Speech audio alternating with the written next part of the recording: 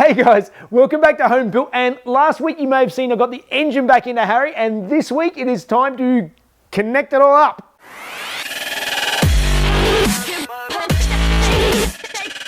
Okay, so many of you who were watching last week will have seen that the engine went back in, but a couple of eagle-eyed viewers of you, Mike Silver was the first one to pick it up, will notice that I actually put my engine mounts in upside down.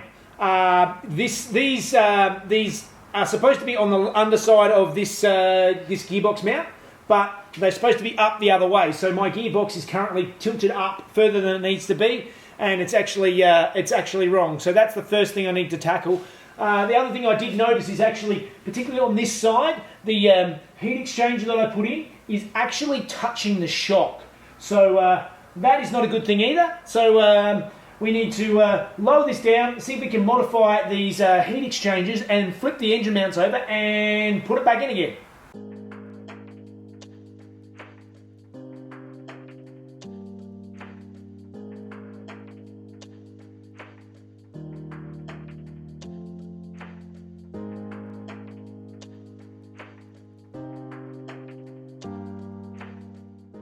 Alright, I've got the engine mounts flipped up the other way, and I've actually, what I should have done in the first place when I was putting this in is left these outside bolts loose, so while I line up and get the engine mount bolted in and tighten these up afterwards. That's what I should have done. That's what I'll do this time. I'll loosen the ones off on the engine side as well before I bolt it up. But before I do that, what I'm going to go through and do now is we need to have a look at my heat exchangers. So there's a bit of stuff in the way here, but basically I didn't realise that this heat exchanger, as you can see, was scraping up the side of this shock. So it probably hasn't done the shock any favours, but the top of it is too long. And here is the connection. This is actually the where it's supposed to connect up to. I'm going to have to get a little bit longer lengths of this stuff so that I can still connect it up. That's easy enough to order in and get, and I can get up here and replace it without too much hassle. But this bit here, because it is touching the shock right here, I'm going to try and cut this off a little bit lower, and I'll do it on both sides. This side is the only one that's actually touching the shock. The other side is clear, but I'll trim them both down just to keep them even, and and then I'll bolt everything back up again.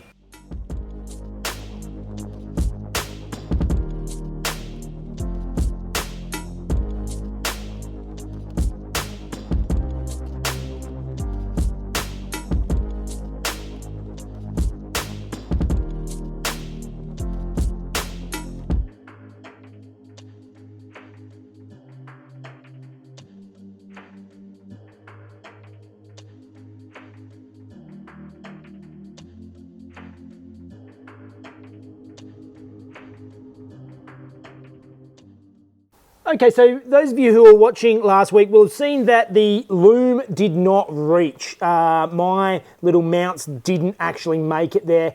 So at least not into the nice neat spot that I made previously. So I'm going to have another go at tackling that now, whether I make a new panel or can move the panel, or I'm going to have a look and see what I can do to give them a mounting spot, give them a home.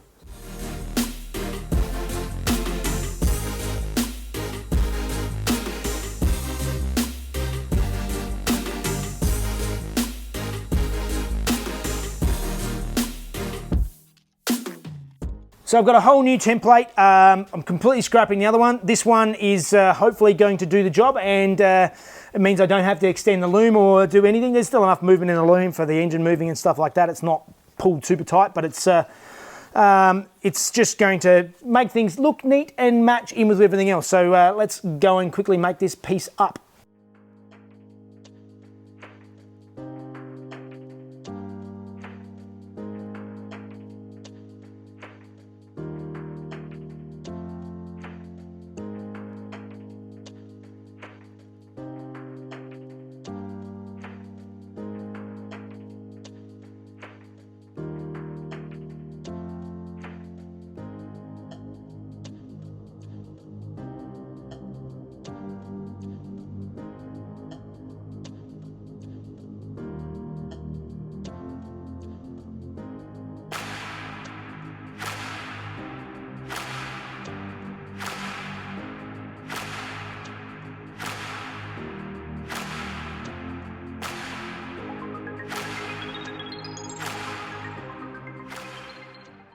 All right, hopefully that makes some of you happy that I've fixed it up. I've put made the whole new bracket up, and now the wiring loom, it's got a little bit of play in it there, so the engine can move, and everything is all now mounted up.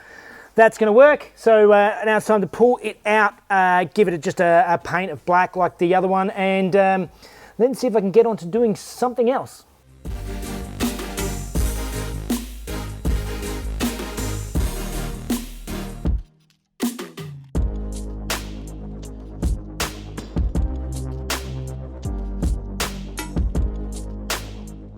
So the next thing I'm going to tackle is finishing up these air filters. So as many of you saw, I cut these out, made windows for my air filters just so I can get to see the lovely bell mounds but still have air filters that work.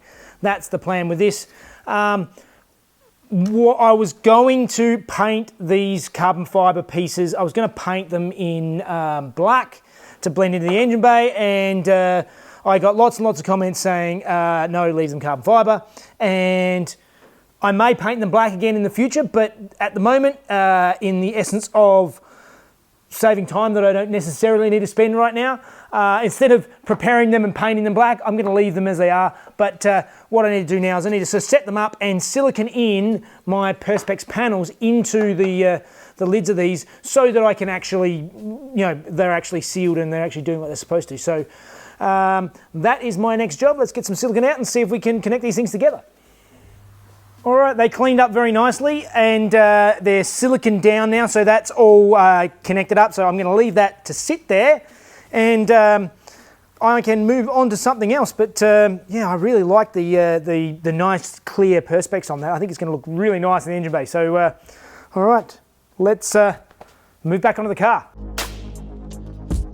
All right, back under the car, and next thing I need to do, I need to bolt the exhaust manifolds back up again because I disconnected them to get this crossover oil tube in. So let's quickly bolt them up, and then I can actually move on to something a little bit more interesting.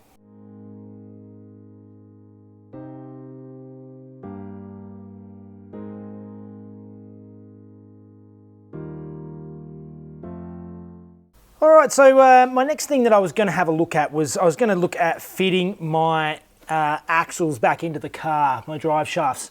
And I did notice that one of them, this one looks like it's been rebuilt at some stage, and it's got a bit of tie wire instead of having the proper band around the boot to hold it on. And this particular one, when I there is movement in this, so this one looks like it probably needs rebuilding anyway. The other one has a split boot on it, so neither of them are perfect. The inner sides seem to be in better condition, although this one actually feels like it's a bit binding and stuff as well. So I might actually hold off on putting these back in for now and consider actually getting some whole new shafts. They are rebuildable, but from what I've seen, it's actually pretty much cost a similar amount to rebuild them as it does to actually just get whole new replacement ones. So it might be easier to just do that, and then I can just bolt it in and there's no messing around. So I'll look into that. So I'll leave that for now under here, and we'll get the car back down again, and we'll have a look at reconnecting the gearbox actually back up to the gear stick and see how that goes. Okay, so the next thing to have a quick look at that I need to connect up is the gear shift linkage. Now, this is that spike here that if you can just see it there in my finger, that is actually the end of the gearbox. That's the output from the gearbox shaft, and this little bracket here is what connects it up to the gear linkage. Now I can already see it's apparently a very common problem for sloppy feeling 915 gearboxes, which is the model code of the gearbox in this car, that they're usually quite slack, and I can already see that the bushings on this are pretty loose and gone, so I'm going to have to replace those bushings anyway. But I want to get a rough idea of getting the gear stick into the right spot, so I'm going to quickly bolt this up here, because apparently it takes a bit of playing around to get it right, or get it even close to right. So let's give this a go. Okay, so the gearbox is now connected, but the shifting feel is absolutely dreadful at the moment. It's like stirring a bowl of soup, and finding the gears is really difficult. There's first, there's neutral, second, third. I have to really yank it down for fourth. It does find fifth. And there is a detent to lock it out for reverse. That's not even going into gear. I can feel it's not quite there. So at the moment, it is absolutely horrible. So I actually ordered, several years ago, I ordered the bushings for the base of the gear stick. And I actually, when I bought the car, they gave me a, I think this is just the factory, sort of Porsche factory short shift kit. So I'm going to fit this into the car. I still need to get myself a gear knob of some sort for it, because this one is actually bonded onto the gear knob of this car, so that's not going to work. So I need to order the bushings for the back. I need to order some CV joints. There's bits and pieces I need to order, but we're getting closer. A lot of people are asking how close we are to startup. There's still a little way to go, because you see all of this wiring stuff and these pedals. None of these pedals are actually connected to anything at the moment. So the clutch pedal is connected to nothing. I need to make up a custom clutch cable. The brake pedal is partially connected. Those of you who watched this series yonks ago when I started it, I have actually got a race pedal box in here, and it's a dual master cylinder set up so that I can the brakes can have brake balance for front to rear. That's all good. I still have to refit the front calipers, and I have to do something with that accelerator. As you would have seen me fit the e-throttle to the engine itself, I actually have to connect up an e-throttle pedal to this box. So there's a fair bit of work that needs to go down underneath this dash here before I can start it up, but it's getting closer. It's getting closer.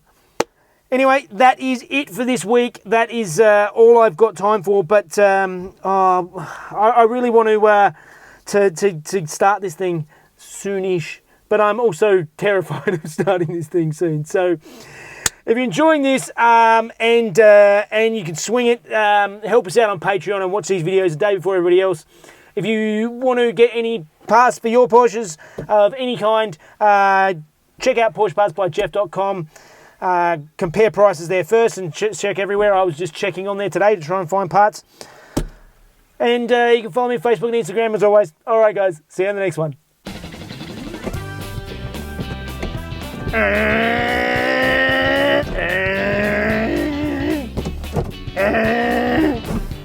No! Money shift. Fifth. Fourth. No!